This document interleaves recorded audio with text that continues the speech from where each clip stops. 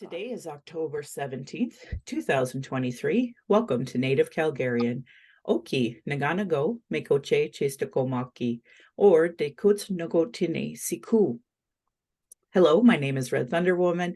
My married English name is Michelle Robinson, and I use she and her pronouns. I honor the Blackfoot as the elders and members have been so kind to me on my Red Road journey. Elder Red Crane taught me how to pronounce my spirit name in Blackfoot, and Leonard Kenny taught me how to pronounce my spirit name in Satu Dene. My humblest apologies to the Blackfoot and Dene elders and language keepers as I try to learn proper pronunciation. My Dene lineage roots me in the land of the Great Bear Lake tribe in Treaty 11. People wore rabbit skin, so it's been referred to as the land of the Hare people. I'm a native to Turtle Island, and my Dene Nation is a visitor to this area of Clincho Tine Indahe in Satu Dene, meaning many big dog town, named after the Calgary Stampede. I was born in Calgary, or in Blackfoot Mokinstis as Michelle Elliott, an English name which has afforded me privilege in an English colonial world. My mother is Northern Slavey Dene or Satu Dene, but my Indian Act Imposed status card by the Canadian government says Yellowknives Dene. Through my father, I am a daughter of the Mayflower and a daughter of the American Revolution while having a Canadian Indian Act Imposed status card, which is a colonial construct by Canadian policies meant to divide Indigenous peoples' inherent rights. Indigenous Two-Spirit, or the Indigenous 2S LGBTQ community, and Indigenous women are at the bottom of the Canadian socio-economic ladder because of colonial trauma, imposed poverty, racism, gendered violence, and land theft. According to the 2023 Quality of Life Report of the Calgary Foundation, 31% of racialized Calgarians cannot find suitable employment. I do not speak on behalf of all Indigenous, but I can share my journey. As a Dene woman who's attempted to run, joined harmful colonial parties, spent money to be at expensive conventions, left my home to travel to those conventions just to vote on incomplete policies that still allow for incarceration, a denial of justice, denial of health services, racism, colonial trauma, and genocide of Indigenous and Black peoples, I have worked to continue reports to advocate for and attempt to work within these systems meant to harm me and my community. I think of all of this today, and I hope we honor the many Indigenous lives lost for the so-called country of Canada. I hope you see your role in the importance of stopping harm as a citizen, see your role in reconciliation, and also as a treaty partner. Pride Month should never just be 1 month. It's important to understand that Two-Spirit were here first, and the straight agenda and gendered violence was and is forced on these lands by Christian outsiders. Land acknowledgements are critical for creating a safer space for Indigenous peoples, as well as honoring the host as the guest, acknowledging your role as a treaty partner in a so-called time of reconciliation. It's important these land acknowledgements have meaning. It is very clear to me that people don't understand it when I see what people say about Israel and Palestine. I encourage all to introduce themselves with an acknowledgement of their ancestors, their story of displacement, and how you perceive your role as a treaty partner, a citizen of Canada, a refugee, or other land displacement, so we as Indigenous peoples know how safe you are to be around. If you won't pronounce your local Indigenous nations' names, won't say your pronouns, won't say your story of origin, won't acknowledge stolen lands, won't acknowledge imposed economic oppression or your role in reconciliation, I determine how safe you are to be around my community, my family, and myself. Understanding land acknowledgements and their importance is Indigenous 101 because it immediately addresses colonialism, oppression dynamics, broken treaties, and lies taught today in schools nationally. That's why settlers and those who call themselves Native Calgarians or whatever town you're from, you show me you have no Indigenous 101 understanding. It's actually kind of a joke to me because I had many people over the course of my life, even before I was really under the road of anti-racism, say to me, "Oh, I'm a Native Calgarian." And I go, "Really? What band are you from?" And whip out my card because they were always really ignorant about what a native's supposed to look like and feeling so confident and comfortable saying that. And then go, "Oh, no, I mean, I was born here." And I'm like, "Yeah, but you called yourself a native." There's a difference there of what that means. And it, again, just shows a person has no Indigenous 101 understanding. Anyway, wonderful artists and authors have put out books. Jesse Winte's book on Reconciled is really great. Anyway, Land Back is a movement that would save the planet from climate change created by colonialism. but it would also be a part of a treaty partnership, part of meaningful reconciliation, and honoring global initiatives like the United Nations Declaration on the Rights of Indigenous Peoples, which I am not hearing anybody talk about when talking about Palestine. So how unfortunate. How unfortunate people are still so uneducated on the topic of UNDRIP. Anyway, I'm speaking to you on the lands of the Niitsitapi, which is the Blackfoot Confederacy. The Blackfoot south of the imposed U.S.-Canadian border are the Blackfeet. North of the border are the Siksika, Kainai, and Piikani of the Confederacy. These lands are Treaty 7, signed September 22nd, 1877. So just a blip in the thousands of years that they were here. This treaty is so new, and yet Canadians think, oh, that's so far in the past. It's not. You have to understand, tens of thousands of years. And 1877 is like yesterday. So anyway, that included signatures of the Blackfoot Confederacy, the Goodstoney, Chiniki, and Bearspaw Nations of the Stoney Nations, and the Dene from Tsuut'ina. I acknowledge all First Nation, Métis, Inuit, status and non-status across Turtle Island as the keepers of these lands. All non-Indigenous are treaty partners with the government signing on your behalf. My Patreon account is Native Calgarian, where you can pledge and support. And I say thank you to all my previous donors for showing your support. I am not funded by anybody. I do not do unethical ads. I do not take unethical money from governments that are, supporting my oppression. So if you value listening or watching and can afford to give, thank you. For those who cannot afford to give, I'd love to hear from you at nativeyyc@gmail.com, where you can send in your comments or your questions. Also, giving a review helps whatever medium you're listening from. I have a YouTube channel that you can go and subscribe, or you can go to nativecalgarian.com for the latest podcasts and pin posts on social media, as well as if you want to hire me. But I will say this. The reason why I say no to a lot of nonprofits is because you never pay what I'm worth. And the other part is that you take 200 emails in order to do something that a regular business does in 1 or 2. Obviously, I understand you have to do that, but that's why my prices are large, because every time I get an email, every time I get a text, every time I get quick question follow-up, you are taking away my time from my family, from my world. I give a free book up. I give the Reconciliation Action Group. I give this podcast. And if you want more free labor, then know that you are contributing to the oppression of an Indigenous woman. And likely you are really harmful to our community and likely really harmful to elders. So I'm just going to throw that out there. And I probably should put that in my script from now on, because I think Canadians still don't get economic oppression, even though I say it in every single podcast. So I was lucky enough this weekend to be a part of a community event and meet 3 lovely people at this vendor. And I wanted to let Dory introduce herself in her way. Good morning, or is it morning? Yeah, it's morning still. My colonized name is Dorian Prue, though I love that name very deeply. My sister was actually the one who named me, and my parents said yes. So, but my given name that was given to me by my elder, Lenny Poussette, who's a member of the Morley Band tribe, is Evening Star Woman. So beautiful, very grateful. I've only ever been given one name, which was my adult name. I was not born into a very traditional family. My grandfather attended residential school.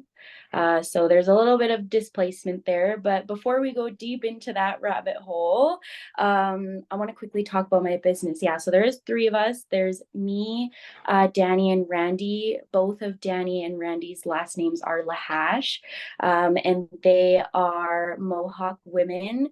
They are my sisters. I wish they were my sisters in blood, but they are my sisters by choice, and also within our lovely art business. So we really are an artist company. So it's called Little Star Artistry. And the reason that we chose artistry and not, I don't know, like beading or something, was we really are a group of different talents. Danny is a really talented artist in terms of drawing digitally, and she's finally just picked up beading, and she's killing it. She's doing so good. She's better than I ever was when I started. And then Randy also draws, but not as consistently, but she is unbelievably good at beading. It is insane to see how she's grown as an artist in the couple years that I've known her. And I'm in baffle of all the beautiful artist people I know. I can't even. And then myself, I'm a dancer, I'm a wife, I'm a beater, I'm a daughter, I'm a sister, I'm many things to many people, I suppose. I started beading, I think 3 years ago. I started dancing, well, kind of when I was little. I danced in Tiny Tots age when I was little. Um, and then I don't know, and then I just didn't. I didn't for a long time. I don't think it was lack of interest or even really lack of support. It was just that when I was preschool age, I was in through the Métis Nation. I was in a Native preschool, so it was all Native kids, and it was funded by the Métis Nation. And I went there, and they taught you that kind of stuff, and they helped your parents, make you regalia. And so my parents made me and my sister regalia. I was a fancy dancer when I was little, and my sister was a jingle dress dancer when she was little. So we did that. And then once I kind of left that age of schooling and went into colonial based schooling, that really wasn't supported. And it also wasn't really an option in terms of, when you bring things to talent shows and stuff, those were not the kind of things that were welcome in my school. And my dad has had a hard time coming to terms with what being visibly Indigenous means for him, and having kids that are, of that nature, that really are connecting with their roots. That's been a hard one for our family to adjust to. So yeah, that's a little bit about us.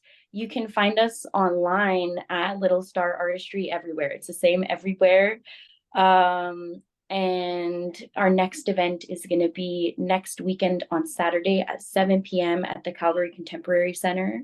And there's going to be over 50 artists there. There's going to be some performing artists. It's called Raw. You can find tickets online at RAW Canada.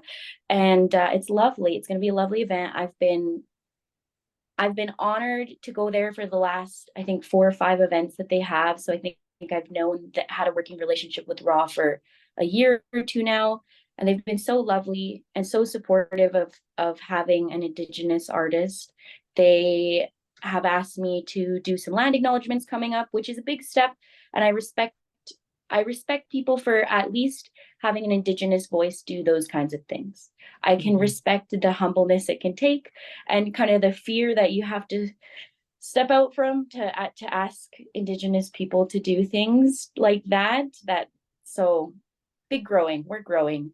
We are growing in the city scene.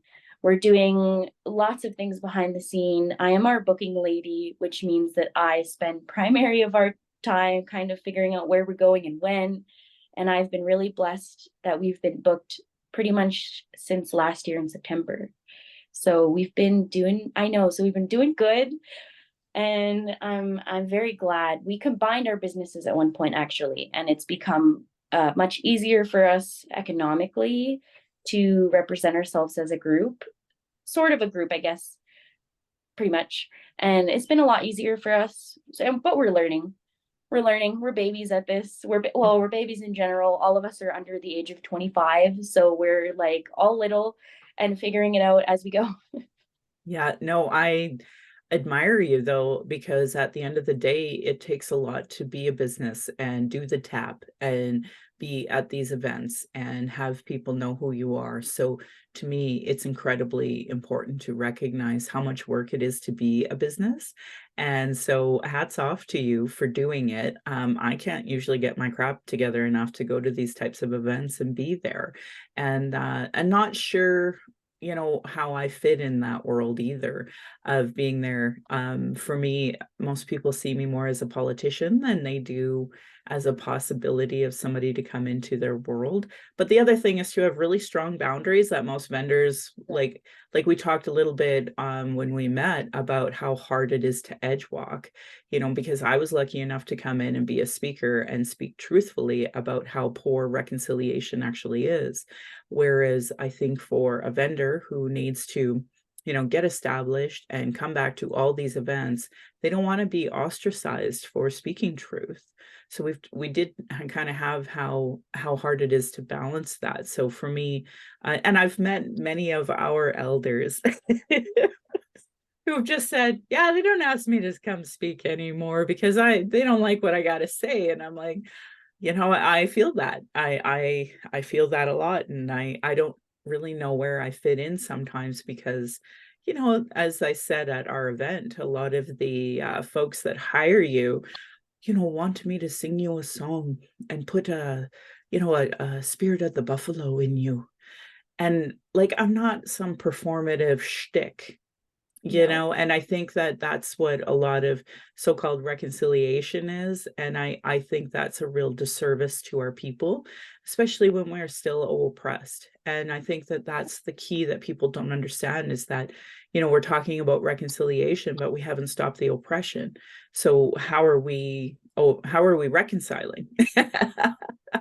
So yeah, I think it's hard to be a business. It's hard to be an Indigenous business in the city, and it's hard to be an Indigenous woman because the way people treat us. I mean, I get treated poorly every day. I know what you have to go through as well. So God forbid you stand up for yourself when your boundaries are violated, as they Mhm. usually are by non-Indigenous.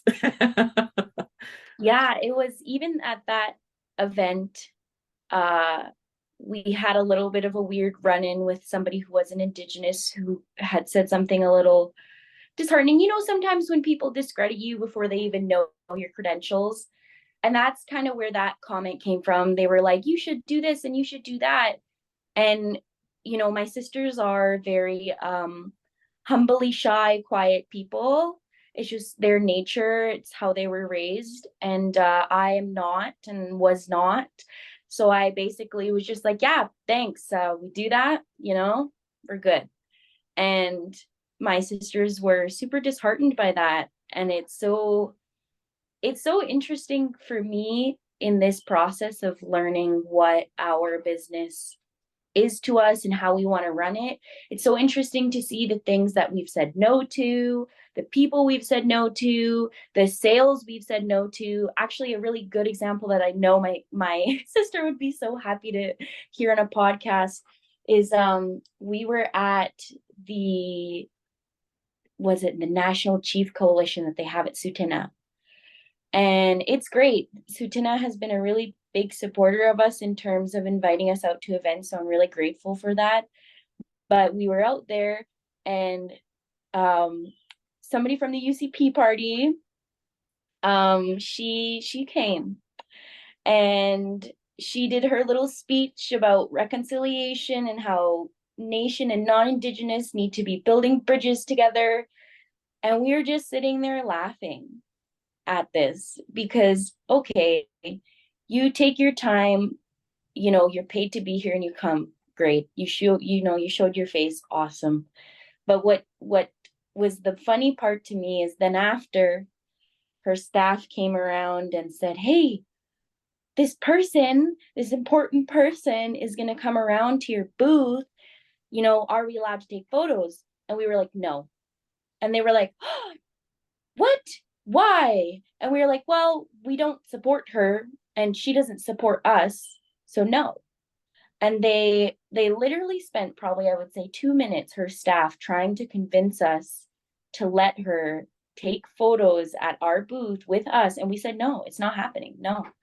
And it wasn't even a thought for us. It wasn't even an option. But then as she came around, you see where the priorities of some businesses stand. And I understand, people got to make money and pay bills and you got to do what you got to do. But the one thing that I think that we have stand like very stern on is we will not sacrifice our morals for money, because we didn't start doing this necessarily for money in the first place. Randy started doing it because she liked beading, and I started doing it just out of that's what I had a friend named Lindsay at work who taught me how to bead. And she's a Métis woman, and so she taught me how to bead, and then it became an addiction, and then it became a little side thing, and then it became all of this. So everybody started for their own reasons, and now because we've formed more of a real business, whatever that means, we we really don't want to sacrifice our morals or opinions or whatever you want to call them for money or for political gain or whatever you want to call it, publicity, I guess, because we just aren't those kinds of people, And it's been really interesting to see the events that we get booked at alongside some really big headlining vendors when we didn't have to sell our souls to get there, which I think that's similar in all sectors of life, from working 9 to 5 jobs to being an artist. It is really all the same walk of life in a different suit. Yeah. And that's just who we are, I guess. And I hope and think it'll never change. I I've said no to a lot of things. I've said no to a lot of dancing events, all sorts of things, because I don't want to be tokenized. Yeah. No. I don't want to be your indigenous lady. I don't want to be that for you. I want to be the independent artist I am. And if you can appreciate that I'm indigenous while being that person, then that's awesome. But it is a very interesting parallel, especially being a dancer that is for hire. I don't like to say that because that then in turn discounts my traditionalism behind my dancing, which is actually very more prevalent than dancing for money per se. Like I dance at a lot of funerals, at a lot of community things, and if you ask me to come, I'm going to go, and I'm not expecting money. There are times where my time is to be paid for, but there are also times where my time is not to be paid for. And I think that's what walking two ways of life really is, for me at least, because I'm not, although I have bills to pay, there's times and places for that, I feel. Yeah. And our people, when before colonization happened and contact happened, we weren't, oh, I you need to give me money to dance at your funeral. That would be, first of all, that's heartless, but secondly, that's not who we are as people. Obviously, me and my sisters talk a lot about this, that times are changing. What being indigenous is changing as the world changes, and we have to kind of grow with that as it grows. But yeah, I we are the same as you in a lot of ways. I telling my sisters that when I saw you, I was like, ooh, because I didn't know you were coming until the same day when they sent me the poster over email, and I was like, oh my God. And I brought my husband to come and watch, and the time that he was there before he had to leave watching you, he was like, wow, she's the only other person I've heard talk about stuff like that you talk about. And I'm like, I know, you are such a, like I told you, I was like, oh, you're my idol. And you're like, I'm not to be idolized. I was like, I know. But it's that kind of thing where it's a connection of, I think, not a lot of people I get to have with a lot of people, because Mhm. sometimes I'm too loud for people, I think is Mhm. what it is. You know what I mean? Because they expect, I think minorities in general, not even just indigenous people, but they expect us to be a face value without a voice, Yeah. like a number on a census sheet. And I'm not that. So I've had a hard time in the same regard as you of saying yes to things because I don't want to be that. And No, non-for-profits as well. they're stinkers. I know. And they hide behind that. Well, we're not for profit. And it's like, okay, but you just brought in, Joseph Boyden, flew him in, gave him his speaker fee. So it make that make sense to me, right? Oh, right. He put the spirit of the buffalo in you, even though our community knows who he actually is. So, it's really hard. And I really struggle with that as well. And yeah, and I struggle with being idolized because I'm such a flawed human being. And on my road of reconciliation, on my road of understanding treaty, of reclaiming, of identifying as Indigenous, like it's been such a hard road to understand and unpack and try to explain it to other people. I mean, obviously enough that I can do a weekly podcast, but that bigger picture that even my daughter, I always worry, like, what intergenerational trauma am I giving you? But I, at the same time, recognizing like she's the first one to not witness domestic violence, and to the first generation in many, many generations, right? So, if we can start breaking those types of things, I'm trying not to have, drunken parties around her. She's only seen a few people really drunk in her life, and preferably none of them being family, because I don't want her associating that with, this is what you do at family events. you know so it's been a very interesting, but obviously as a harm reduction advocate, constantly educating her on, okay, so this is what you do in an alcohol party, this is what you do when there's drugs around, and recognizing me saying, oh no, you can't do that, would be the most hypocritical thing on the planet for me to say. So it's hard being a mother, an Indigenous mother, Yeah. trying to talk about intergenerational trauma. But I'm probably the only mother that gives my daughter Narcan to give out freely to whoever she deems to give it out to, and she's educating her friends on Narcan and naloxone in the hopes that we can save another life somewhere. So it's these are hard things to try to balance in the world. So I have a deep respect for you and your sisters, your Mohawk sisters, doing this work, because especially being young, I don't know if I would have had the confidence to say no. In my 30s, I'm 46 now. So it's been a long road of me learning my own boundaries, but also growing up in domestic violence, knowing boundaries are something I've had to develop over my entire adult life, right? So just trying to understand that. Yeah. Yeah, well, and even being so young is a whole thing. Like I work in the non-for-profit sector, in the addiction parts of it, 9 to 5. And to touch on the Narcan topic, yeah, like people are dying. I have Narcan. Honestly, I've lost count for sure in this year, but even in the past month, we've had probably over 10 on our site in the near the building. And nobody's died, thank God. But it is going around, and the drug supply, in what I think is interesting is a lot of people who are, for lack of better wording, naysayers in terms of harm reduction, they're talking about the drugs that were in the 70s and the 80s.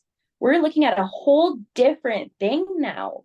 Yeah. We're looking at drugs that are laced with horse tranquilizer, benzos, things that don't respond to Narcan, because Narcan only responds to opiates. Like there's all of these things that people don't realize about drugs and people who use drugs. And that's heartbreaking because they're just people.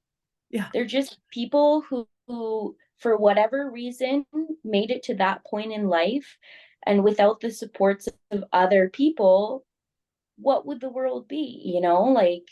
Mhm. And so and the non-for-profit sector in itself is something. It's really something. And I think my thoughts on it are, they'll say they're a non-for-profit, but their CEOs make $200,000 a year. I know. And that's what I upsets me so much, is that you can't get paid a basic living wage, Nope. but this guy over here, he has a new vehicle to pay for, I guess. Yeah, well, and it's interesting because I have to handle, people almost dying by my hands. I have to handle, yeah, overdoses, psychotic breaks, lots of things from people that I don't blame them for, those people. But that you would think that I would get paid money for that, but I do not. I don't even make, to be completely transparent, because I don't could give a shit less. I don't even make $50,000. And I Yeah. work full time Monday to Friday, often with lives in my hands, and so do my coworkers. And only people with, fancy educations will make over 50 grand. And even that, it's under 60, Okay, And but and then just can I pause you for one yeah, second? So and bigger picture here, you are able to de-escalate someone without a gun, without a yep, taser, and without the infrastructure that are given to the military policing system. So, 100%. and I think that is of a value. The fact that our police can't de-escalate a situation Yeah. like that, and in fact make it worse and then shoot and kill someone, that is so upsetting to me. And at least with you there, we're not talking about the murder of somebody who is having a psychotic break. Yeah. It's really disheartening. I have a really hard line about police. I have been twice in my life victimized by people violently and in sexual nature, both. And both times, surprisingly, the police did a really good job, and they went through the entire justice system. Those people are in jail or being charged, kind of thing. Like, they really, I know. And it's so, that to me, what is the only faith I have in the policing system, because I've seen firsthand, good outcomes. But I've also seen 5, 6 police officers on one unarmed person. I've also seen them shoot and kill our people. I've seen them tackle our women who were drunk with no weapons. I've seen many things that that has broken my heart, that I believe that, first of all, let's, acknowledge that the police system institution in itself was built to police slaves and non-white people. That is what it, I don't know if many people know that. I think your listeners would, but if you don't, educate yourself, look into why the RCMP was created. That's what it was created for. It was a slave watch program thing that they created to control non-white people. And so based on that system being built on that reasoning, already can't necessarily be an inclusionary system, is my belief on it. And if you do, as an institution, truly believe that you wanted to change that, you would. Mhm. I know that things take money, and infrastructure takes money, and all these things take money, but at the end of the day, they have money. It's not about the money. It's about, what do you and your institutionalized brain want to do, right? Yeah. And often people see those changes unvaluable compared to the money value of those changes, which I think is ridiculous. But I think we will reach a breaking point one day of many colonial institutions where they will be forced to change those things. We are, Indigenous people are the fastest growing demographic here. I don't know about everywhere else in the world, but here we are. And that will eventually change. For example, I'm so happy to see Wab Canoe get in as the first Indigenous premier. That was a big, that I'm so happy to be alive for that. I don't even know how to explain it better than that. I cried about it. It was happy tears, obviously, but I cried about it, and it was, and especially in a place that needs it. Yeah. To talk about, like, what Manitoba is in its current standing, they really did need that. The Indigenous people there really did need that. And I'm really glad to see that, though there is a lot of negative institutionalization right now in society and things like that, we are seeing a very big turn in Indigenous youth and adults take a lot of stance in the public eye. Like, look at the difference even in media representation, which has been a big point for me to look up to. That makes me emotional. But I that's big for me. Like, I never saw, like, anybody growing up you Yeah. know? Yeah, I tell my little ones how lucky they are.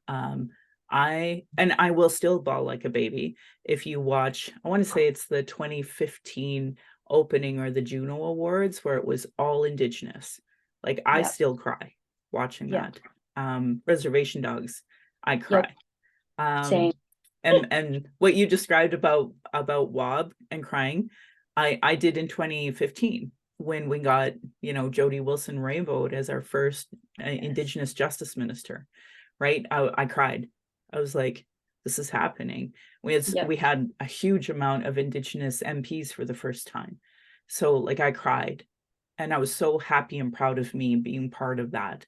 So, and now obviously I live with the scars of being part of some of them not getting reelected and what happened with Jody, wishing that we had better infrastructure to have supported her, but also the non-Indigenous understanding where she was coming from. Yep. It's neither here nor there, and I have a lot of worry for Wob because I know Yes. these institutions won't support him. And I know that they're like politics is dirty and messy. And there's a whole army behind him that want to see him not just fail, but fail out of life. And the Yep. thing is that it's different for us as Indigenous because we are at a higher rate of unaliving ourselves Yep. than say other than Indigenous or non-Indigenous. They're just like, whatever, I'll just move to the States and become a CEO of a nonprofit, make my 200,000 and it's fine. Yep. Right? Like they just don't have that same they haven't been told their entire life the messaging that we have. Yep. Right. So failure is very different for them than it is for us. So and that's like, I'm so happy Jody just continued to write books and continued to tour and continued to talk and it has such good healthy support behind her because that's not necessarily the same for everybody, right? So No. yeah. Yeah, it really is like on the part of failure as an Indigenous person. I think when there's this saying in the, I don't know, business world where a failure is a lesson. It is for a white person. It's not for me. Failure for me means I might not be able to pay my rent or, support my family or God forbid do anything else in the world. Failure is not an option for Indigenous people. If you fail, that is seen as who you are. Yeah. Even sometimes by within your community, because I at least as a person, I do not shy from the oppression within our own community as well, is Mhm. something at least I have experienced a lot of. And I know and recognize that it is because I have a lot lighter skin and some whiter features than most people.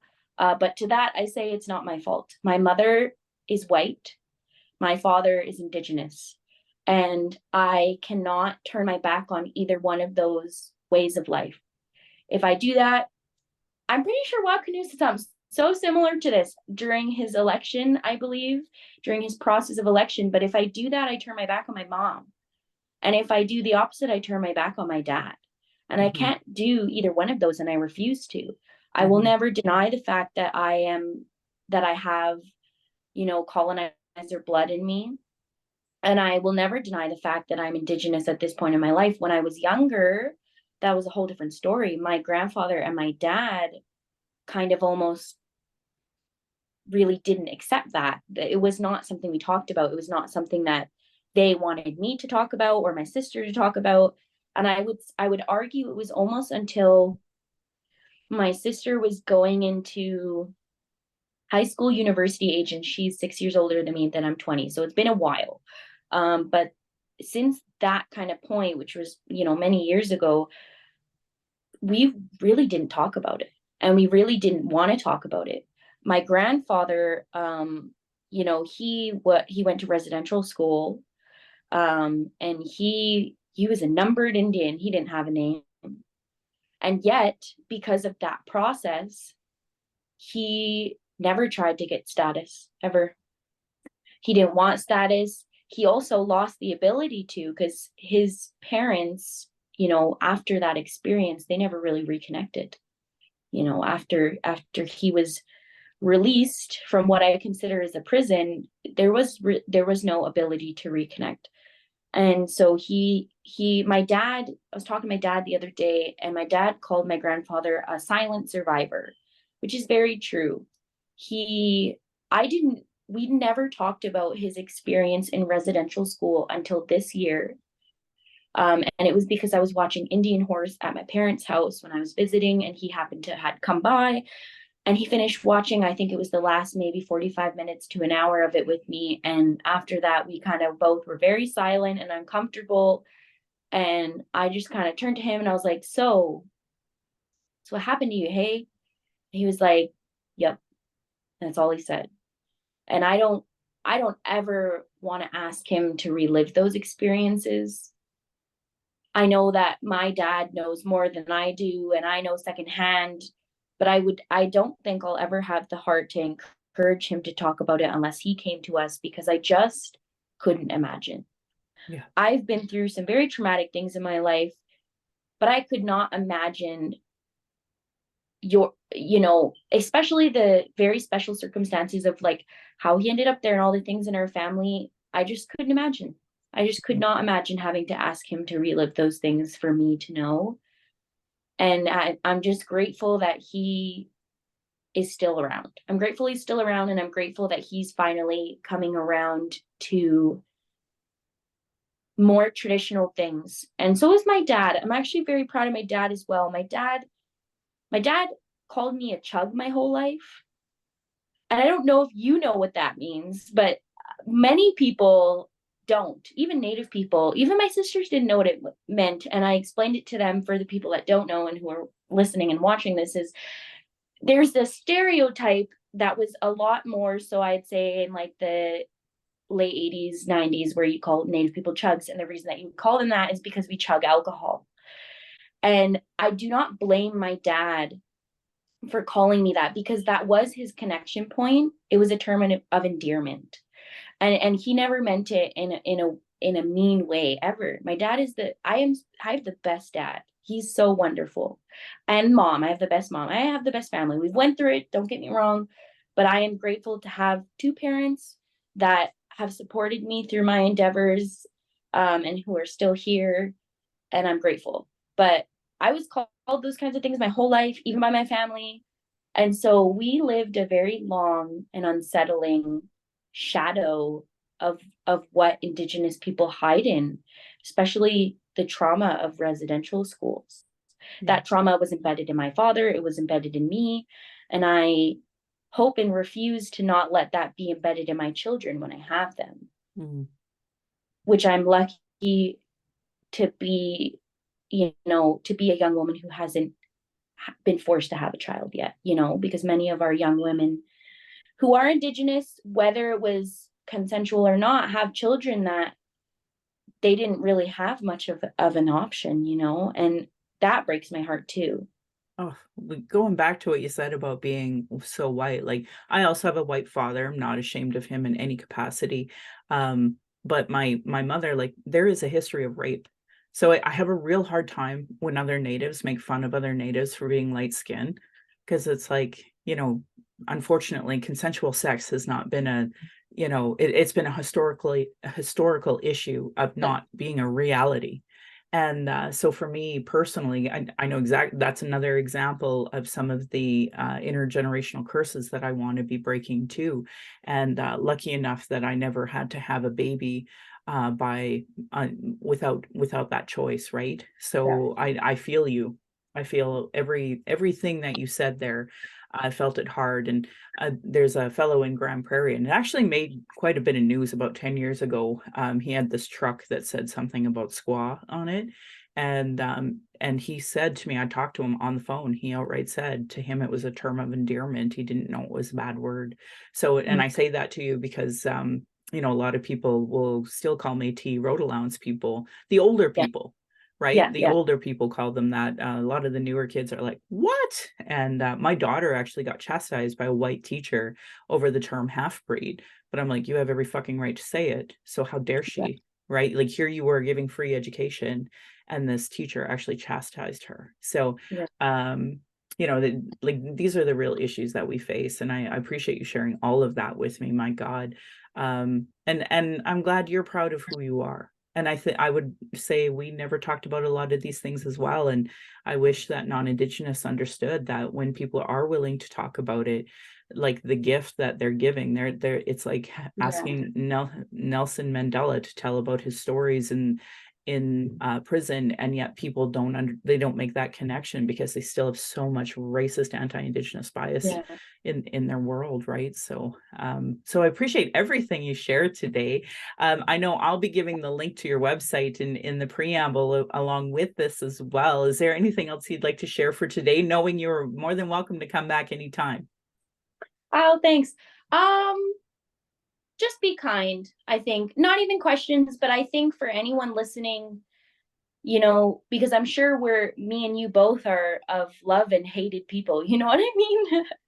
But like, not actually, but like, but I think what I can recommend people, especially people that are on their healing journey or beginning it or reconnecting, or even non-Indigenous people that listen to this, just be kind and recognize that the assumptions that you make about people or the things that you think or that you've heard often aren't true, but B are so harmful to people. And you really have to be humble and kind and willing to listen to people and their story. And to all the people that dance powwow out there, be nice. Be nice to each other, love each other, and continue to dance with your heart, not your hate. And let's build a better community for our brothers and our sisters and our elders. Love it. Thank you. Thank you for sharing all that. To folks listening, we have the November 19th Trans Day of Remembrance here in Calgary. So far, that's still booked at the community wise, but it did sound like it might be moved outside to the Central Memorial. We'll see how many people we get. If you march in pride, this is your chance to show up and show the trans community you're here to protect them. Thankfully, we had Carla Marks on our last podcast to talk a lot about that. Right now, at this exact moment that we're recording, the CBE is having a public meeting. And I know that there was a push to have these, anti-trans, anti-queer parents trying to infiltrate that. So, and thankfully, I'm busy recording a podcast instead of having to be there or watching on their live stream. But I know dealing with the CBE and trying to get to those public meetings, how even when there is a topic on the whatever it is that you want to talk about, how they control the messaging. So I'm not really too worried about too much hate getting on the meeting minutes because they control everything. And SOGI 123 is definitely not on their agenda today. So, but that is something that if you are a person that supports the queer community, you really should be looking at your school trustees and going, which are anti-queer, which are pro-queer. And if there is an anti-queer school trustee, we need to get rid of that person immediately. There are elections coming up. You need to seriously think about being a part of it. Here we have the Queer Citizens United, really important to get involved if I like to fancy yourself as some sort of ally.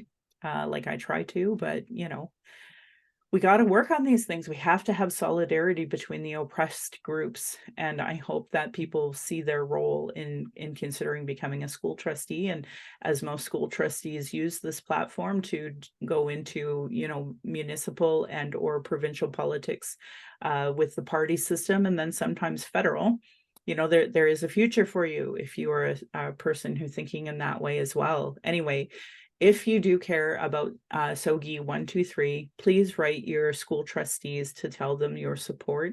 There's tons of information that QCU can also give you if you are unsure, and follow them on all the social media in order to support the queer community as we go through this awful moment of anti-trans, anti-queer sentiment.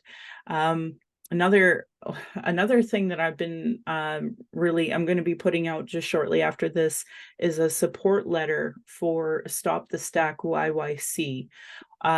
They are really helping educating people with anti-Blackness and stopping that and teaching people how the justice system purposely stacks all of these charges against Black activists in order to silence them, make them seem like criminals, et cetera, et cetera. And we have 2 single Black women, mothers, doing this amazing work in the city, and they're getting all of these charges stacked against them in order to silence them. And this has been a longstanding tactic that we've seen from the justice system using against, people who don't conform to white supremacy.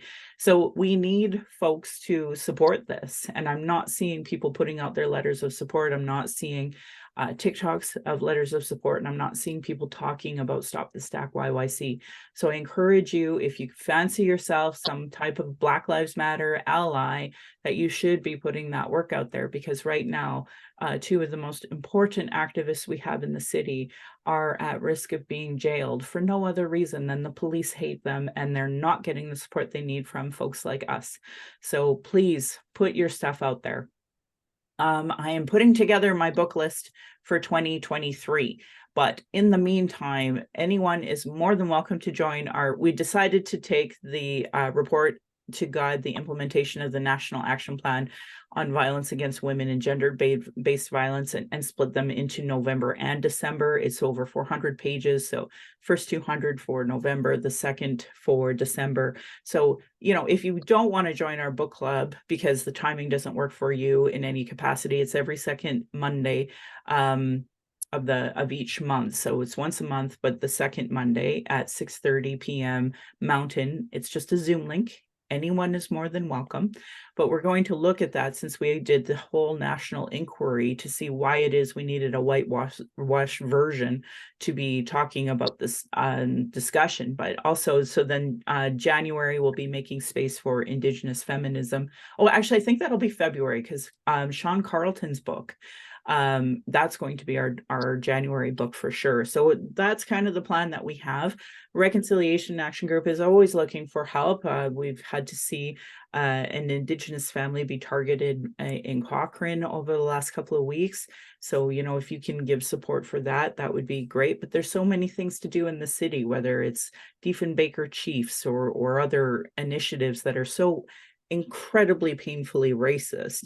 We want to create a safer space for all the Indigenous youth, but a lot of the non-Indigenous youth, we don't want to normalize being a mascot. Like, what's up with that? If I started a sports club called Caucasians, I'm sure everybody would lose their nut, but yet it's done to us all the time, right?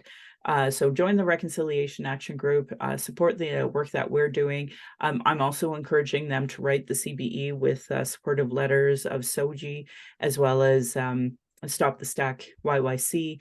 A lot of our members are also a part of Justice for Palestinians, because again, we all understand oppression dynamics. So these are folks that are doing a lot of the work, and we would love to have these so-called allies come join us. I am proud that this podcast has given solutions and included cultural safety training and cultural first aid in all of them to create a safer space for Indigenous, people of color, those with disabilities, and 2S LGBTQ to speak.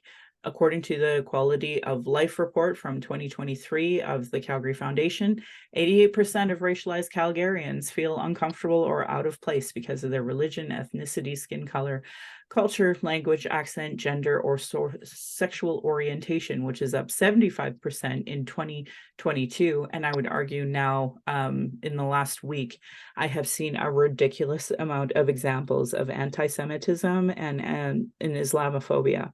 So, it is so gross to me that people are so comfortable being bigots. And I can't understand, like, why on earth. I can't. Anyway, 84% of racialized Calgarians believe racism exists. So, the fact that that's not 100%, folks, that I can't understand, even if it said non-racialized, but those are only 66%. So I'm sad that 33% of the non-racialized Calgarians don't get it. Anyway, I would like to talk about Indigenous cultural safety and why you should care about it. And Chelsea Branch, Cheryl Ward and Alicia Fridkin of heretohelp.bc.ca put together a great package and information about what is Indigenous cultural safety and why I should care about it. So please support things like that. Go back and reference it regularly if you're non-Indigenous as to why this matters as part of your reconciliation and settler understandings. I'm just lucky enough to highlight and repeat it here. Now, Dory talked a little bit about that internalized racism and lateral violence as another form of violence that we constantly experience because of the structure of racism. So if people go to racialequitytools.org, there's tons of resource files. And What is Internalized Racism by Donna Bevins. That oppression is something that we have to constantly unpack ourselves. This is something I regularly look at so that I'm not being a problematic person. I have no problem calling out settler and colonial violence at all by non-Indigenous people. But within ourselves, I try not to talk about that too much outside, other than to talk about that in constant oppression that we're under, that it's a lot easier for me and Dory to attack each other than it is for her and I to attack the Calgary police or the city or the other political parties, because we have no voice there. And the only place we seem to have any voice is with each other sometimes. So that's why it's important for all folks who face some sort of oppression to understand what internalized oppression is. And this is just another resource file for folks to unpack a lot of that. Do's and don'ts for bystander intervention. I can't actually stress this enough. If we're seeing a rise of Islamophobia, anti-trans, anti-Semitism, what do? Well, AFSC.org, American Friends Service Committee, they have a tons of do's and don'ts bystander intervention. Obviously, Dory does, that constant de-escalation. You can Google de-escalation, or you can go to this bystander intervention and learn more about that. If anyone wishes to follow me on social media, I regularly repost the anti-racism organizational lead for the city of Calgary, giving a presentation of the journey of becoming an anti-racism leader. So if you fancy yourself as somebody who's taken that, anti-racism training, well, this is to add to your collection of things that you can say that you watched. Now, hopefully you absorbed it. After what I'm seeing, people are not absorbing what a land acknowledgement is, and that's like the bare minimum. So again, Stop the Stack YYC to help Calgary's own Black Lives Matter activists, Taylor McNally and Adora Nofor, who are being legally targeted. Indigenous have been talking about our issues, sharing our traumas in reports, commissions, and public hearings, just so it can be regularly disregarded. No more. Honor our words, honor the treaties, listen to politicians and their policies and platforms. If they don't recognize equity-seeking groups with their budget with Gender Equity Plus, if they are cutting services, Indigenous education, uterus health choices, gay straight alliances, a lack of human rights for immigrants, migrants, folks with disabilities, know that your vote to that party directly negatively impacts marginalized people. Demand that they implement the Truth and Reconciliation Commission's calls to action, the recommendations of the Royal Commission on Aboriginal Peoples, there's over 400, the multiple reports about child welfare reform, those are yearly, and violence prevention, and now the 231 calls to justice from the National Inquiry on Missing and Murdered Indigenous Women. Provincially, in Alberta, the Kenney government created 113 pathways to justice. So that's another report that you should all be very familiar with. We have the White Goose Flying Report, which is a City of Calgary report, which most people don't know about. Denying these reports is a form of abuse called gaslighting. Our people are experiencing extreme racism in every institution, with multiple reports that say the same thing. Demand change from election platforms and politicians. If they don't understand colonialism, racism, privilege, sexism, they literally have zero business running. This should be understood by all parties, local politicians, community organizations, sports clubs, etc. Google articles on how non-Indigenous Canadians can become allies. I also want to encourage people to be following aboriginalalert.ca. There's the Missing Children's Society of Canada. They also have an app. I really promoted the women's homelessness.ca statement about urgent action for protecting the lives of Indigenous women, girls, Two-Spirit, and gender diverse people experiencing homelessness. And we've got the figures for July of how many people have passed. That number is expected to climb thanks to the drug poisoning issues here. So the drug poisoning deaths in Alberta are remaining high, and new records are being set every month. So please follow harm reduction policies. If you know somebody using, please don't use alone. If you are using alone, contact the National Overdose Response Service at 888-688-NORS for support, or download the Braves or Doors app. Lifeguard is also another app that you can use. But if you're hearing or experiencing emotional distress after what we've talked about, please call the First Nation and Inuit Hope for Wellness helpline at 855-242-3310. It is toll-free, open 24 hours a day, 7 days a week. They also have a website, hopeforwellness.ca, with those little text box that you can interact with. If more related to missing and murdered Indigenous women, girls, and Two-Spirit, you can call 844-413-6649. It is a 24/7 crisis line. And I also want to acknowledge the Indian Residential School Survivor Family Hotline at 866-925-4419. We also have a 60 Scoop Indigenous Society of Alberta at ssisa.ca. Not more crisis related, sadly, just more a place that you can go if you identify as a 60 Scoop person. Native Youth Crisis Hotline at 877-209-1266. For non-Indigenous, there are distress center lines in your area, usually a functioning 211, or you can call 833-456-4566 or text at 45645. You can also go to crisisservicescanada.ca, and the Kids Help phone 1-800-668-6868. The following are 2S LGBTQ crisis supports available in most areas across Canada. The Trans Lifeline is 877-330-6366. The Trevor Project for Youth, 866-844-7386. You can also go to lifevoice.ca. They have tons of crisis supports and LGBTQ crisis supports. Violence is my everyday reality. Every Indigenous generation has faced it. This is self-care, how I take my power back. That's why I started this podcast, to speak freely without interruption, tone police, leadership shaming, gaslighting questions, as many people don't want to hear my or Dory's opinion, but sure like to tell us theirs, even if they know nothing about us, colonialism, the constant surveillance of us as people, our protests, our vigils, and our rights. I and many others share info on microaggressions or daily racism, so it's unacceptable anymore.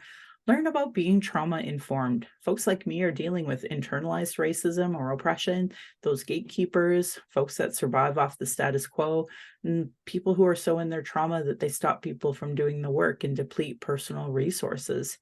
Internal and external racism is an everyday reality for folks like me, folks with disabilities, 2S LGBTQ, BIPOC, and others. Masicho to my ancestors, to my late grandmother, my mom, and what strength looks like through your example.